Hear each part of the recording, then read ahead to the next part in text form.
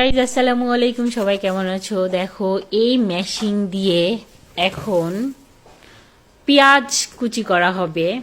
তো তিনটা তিনটা হচ্ছিল ব্লেড। দেখো কিভাবে কি করবে আমি সঠিক জানি না, এখন করবে, আপনারা দেখবেন, ওয়েট করেন। দেখো গাইজ পেঁয়াজটা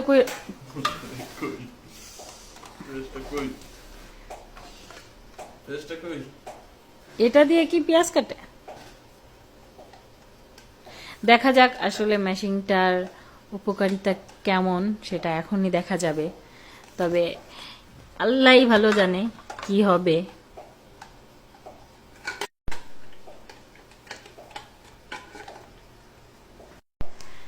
দেখো গাইস কেমনি কি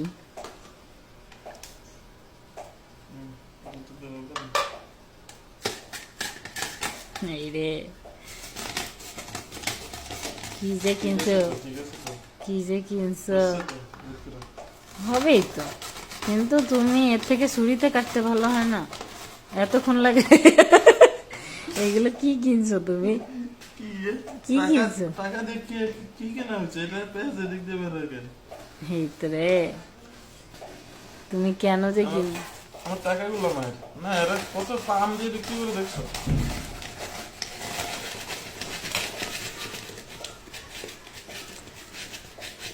এই যে কাটা হয়েছে ঠিকই, কিন্তু কষ্ট না বলো? ছুরি দিয়ে এর থেকে সহজ না? এটা একটা পেশা পড়ে না? দাঁড়াও, কই কাটা হয়েছে? পেঁয়াজ তো, ও এটা তো খোসাটা। পেঁয়াজ তো কাটার শেষ আগে, এই জন্যই তো করতেছি না। তাহলে তো কাটি।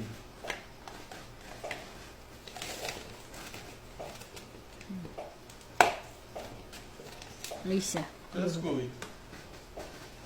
ওইটা তো গাইস সবাই দেখো, পেঁয়াজ কিন্তু হাত দাও, পেঁয়াজ কিন্তু কাটা হয়েছে ঠিকই, কিন্তু আমি বলবো এই মেশিনকেও কেনার দরকার নাই। এর থেকে ছুরি দিয়ে খুব ভালোভাবেই কাটা হয়। এটা শুধু শুধু একটা ফালতু জিনিস, শুধু শুধু একটা টাকা নষ্ট, মানে অপচয়।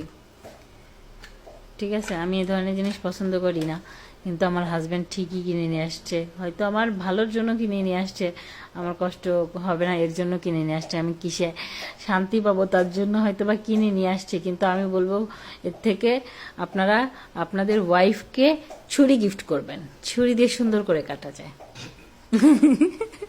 দেখো আমার হাজব্যান্ড কত সুন্দর হাসি দিয়ে দিছে, দেখি দেখি দাঁতগুলো দেখি, কই?